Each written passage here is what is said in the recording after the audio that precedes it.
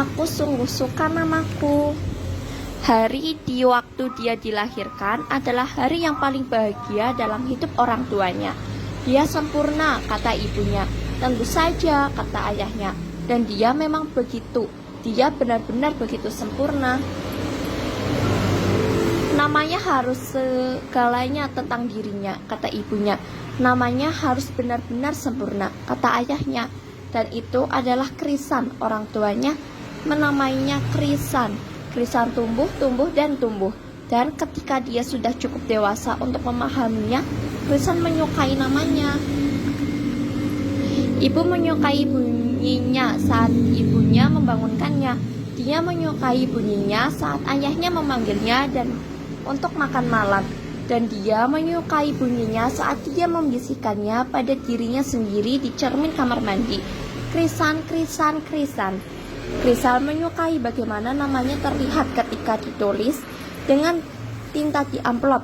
Dia menyukai bagaimana namanya terlihat ketika ditulis di lapisan gula di kue ulang tahunnya. Dan dia menyukai bagaimana namanya terlihat ketika saat dia menulisnya sendiri dengan krayon oranye gemuknya. Krisan, Krisan, Krisan. Krisan menganggap namanya benar-benar sempurna. Dan kemudian dia mulai sekolah. Pada hari pertama, Krisan menggunakan gaun tercerah dan senyum paling sumringah. Dia berlari sepanjang jalan. Hore, kata Krisan, sekolah. Namun saat Bucut memanggil nama untuk absensi, semua orang terkikik mendengar nama Krisan. Nama itu terlalu panjang, kata Jo. Bahkan tidak muat di nemtekmu, kata Rita sambil menunjuk. Namaku diambil dari nama nenekku, kata Victoria. Namamu diambil dari nama bunga. Krisan patah hati. Dia tidak berpikir namanya benar-benar sempurna, melainkan nama yang sangat buruk.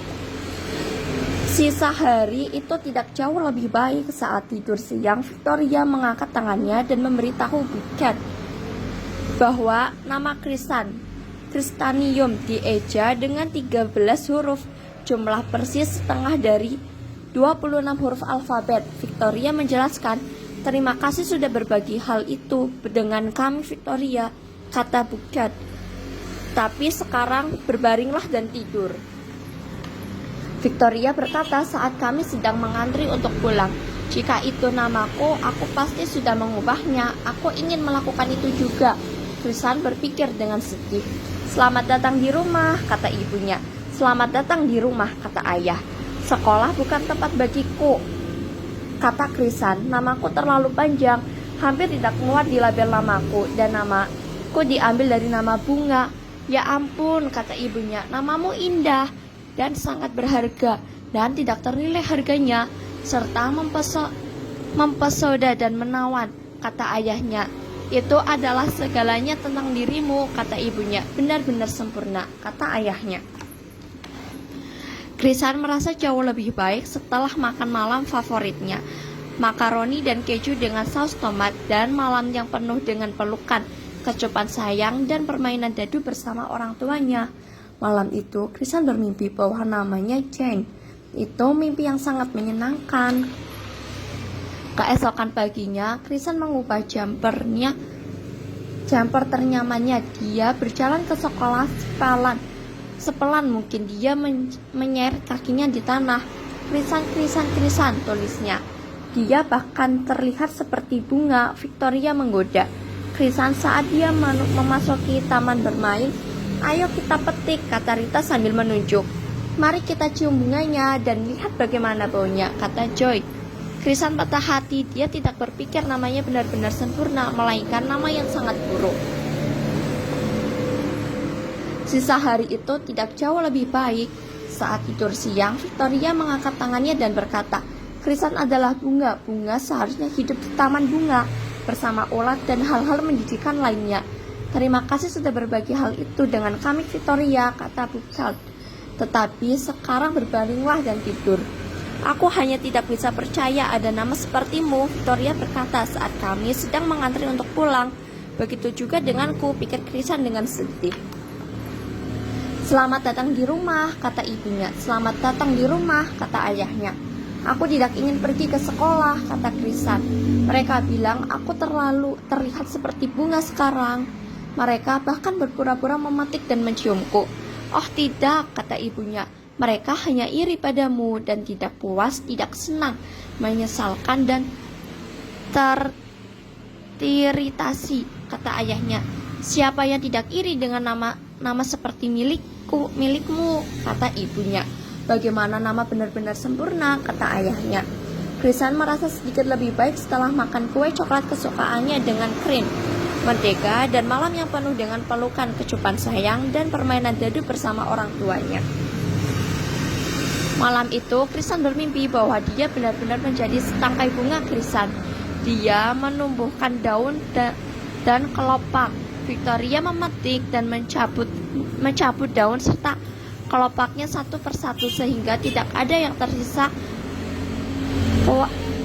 kecuali batang lurus. Itu adalah mimpi buruk dan terburuk dalam hidup Krisan. Keesokan paginya, Krisan mengenakan pakaian yang memiliki 7 saku. Dia mengisi sakunya dengan barang-barang yang berharga dan jimat keberuntungannya. Krisan mengambil rute terpanjang menuju sekolah. Dia berhenti dan memandangi setiap bunga. Krisan, krisan, krisan. Bunga itu seakan-akan berkata. Pagi itu para siswa dikenalkan dengan Bu Twinley, guru musik. Suaranya bagai sesuatu yang keluar dari mimpi. Begitu pula semua hal lain tentang dirinya. Para siswa terdiam. Mereka mengira Bu Twinley adalah orang hebat yang tak tertuliskan. Mereka berusaha keras untuk memberi kesan yang baik. Anak-anak belajar bernyanyi di kelas musik. Guru mendengar suara tersebut dan memutuskan peran yang akan dimainkan dalam drama musikal yang akan datang. Victoria terpilih menjadi Ratu Peri yang anggun. Rita dipilih sebagai putri kupu-kupu yang menakjubkan. Jo dipilih sebagai pembawa surat yang sangat penting. Dan Krisan dipilih sebagai bunga aster. Krisan itu bunga aster. Krisan itu bunga aster. Jo, Rita, Victoria berteriak, menganggapnya lucu sekali. Krisan patah hati. Dia tidak berpikir namanya benar-benar sempurna, melainkan itu sangat buruk. Apa yang lucu? Tanya Bu Twinley. Krisan adalah jawabannya. Namanya panjang sekali, kata Jo. Hampir tidak muat dilabel namanya, kata Rita sambil menunjuk. Namaku diambil dari nama nenekku, kata Victoria. Namanya diambil dari nama bunga. Namaku panjang, kata Bu Twinley. Benarkah? Kata Jo. Namaku hampir tidak muat dilabel namaku, kata Bu Twinley. Itu akan, kata Rita sambil menunjuk. Dan kata Bu Twinley, namaku juga diambil dari nama bunga. Anda? Kata Victoria. Ya, kata Bu Twinley. Namaku Delphanium berkelip-kelip. Dan jika bayi perempuan, aku mengambil Krisan sebagai nama aku. Pikir itu benar-benar sempurna. Krisan tidak mempercayai telinganya. Dia tersipu, dia berseri, dia mekar. Krisan, Krisan, Krisan. Jo, Rita, Victoria memandang Krisan dengan penuh kerinduan. Panggil aku Marigold, kata Jo. Aku Carnation, kata Rita sambil menunjuk. Namaku Lily di lembah, kata Victoria. Krisan tidak menganggap namanya benar-benar sempurna. Dia tahu itu. Epilog. Secara keseluruhan, pertunjukan musikal sukses besar. Krisan benar-benar sempurna seperti bunga aster. Victoria membuat satu-satunya kesalahan. Dia benar-benar lupa dialog sebagai Ratu Peri yang anggun. Krisan menganggap itu sangat lucu dan dia terkikik sepanjang tarian bunganya. Akhirnya Bu Twinley melahirkan seorang bayi perempuan yang sehat dan tentu saja dia menamainya Krisan.